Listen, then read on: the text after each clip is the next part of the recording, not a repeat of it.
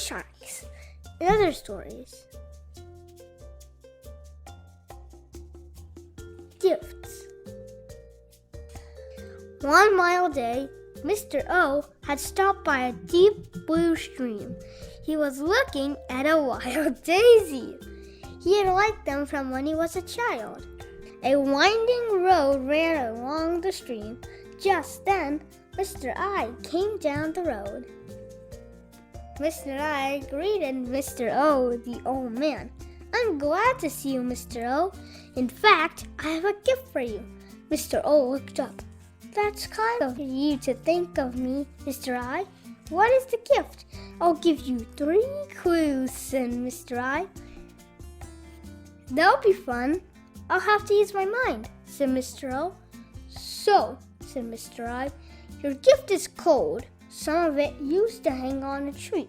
If you hold it too long, it will go away." "Okay," said Mr. O. "Let me think about that. Is it an ice cream?" "Yes, but what kind of ice cream?" asked Mr. I. "Oh," said Mr. O, "you said some of it used to hang on a tree. Is it a peach ice cream?" "Yes," said Mr. I, "and here it is."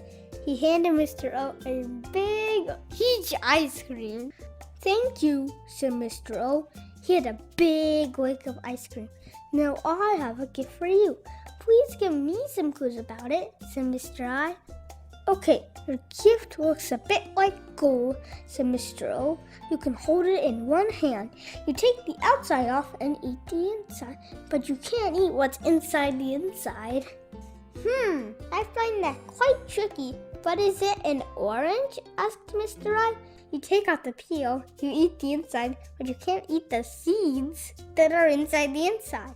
"Yes, that's it," said Mr. O. He handed Mr. I one of his prize-winning oranges. "Thank you, Mr. O. Have a fine day," said Mr. I, and went down the road. "So long," said Mr. O, as he made his way on up the road. In the dark. It is cold and dark at the old farm, but the stars are shining. A car drives up and parks in the barnyard. A child gets out of the car that is parked in front of the big barn. Who is that behind the child? The child creeps by the garden. Who is that not far behind? Why are they sneaking about? It is hard to see in the dark. The child stops in the yard. Who is that with the long box? What's in that long box? The child reaches into the box. He gets out some long, thin parts. He put them on a stand with 3 legs. He looks into the long, thin thing. What is he doing here? "I can really see lots of stars out here on the farm," the child says. "Shh, Mark," says Mom. "You don't want to wake up the sheep and the goats." Then the child says softly, "Look in the telescope. Mom, you can see Mars." Day of the big match.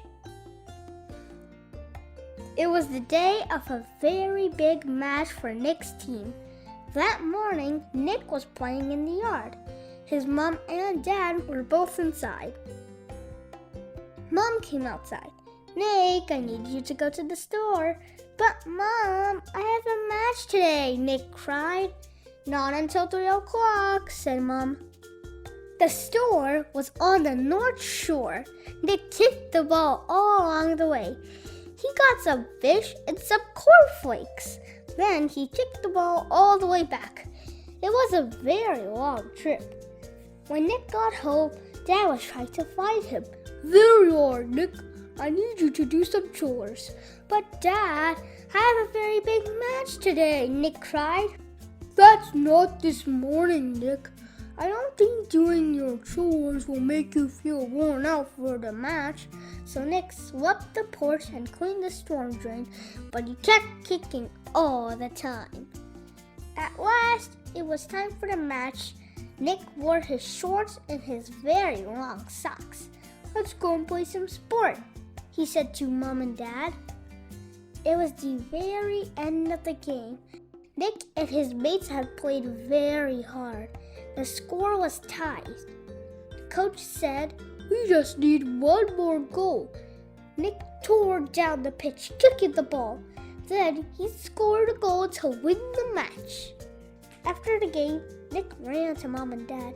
"You did well, Nick," they cried. Nick said, just like Dad said, "I wasn't too worn out to play, and I was not too worn out to score the winning goal." Carly and the Sharks. Dad and I went in our car to the aquarium. It's in the park. My classmate, Martin, went with us. "Let's go and see the sharks," I said. "Carly, I didn't think that you like sharks," said Martin as he went on our way to see them. Dad said, "Carly has liked sharks from when she was 3. "Why did you like sharks then?" asked Martin. "That was when I spotted a shark that came up onto the beach." "Was it still living?" "No, it wasn't. It had come up on the shore in a storm. It had a long scar on its fin," I said. "That's the part that sticks up when they swim, isn't it?" asked Martin. "Yes," I told him. "And the least had 3 sets of sharp teeth, and I think there were more. When sharks' teeth get worn, they get fresh ones," I explained. "Bet those teeth can do some harm," said Martin. "Yes," I said, "but most sharks do not harm us." Dad stopped us and said, "You're the sharks. They look mean to me." "That one's a short-finned mako," I said. "They're the fastest sharks of all." We looked at the sharks from the tanks that went from the floor all the way up. There were 15 sharks swimming in one very big tank. "I don't think I want to get in that tank," said Marty. "Do you, Carly?" I was looking at something else. "No, I don't want to swim with sharks, but this is someone who did. Look, it's Dr. E. Clark, the shark lady." "Who?" said Martin, looking at her. "It's here," I said.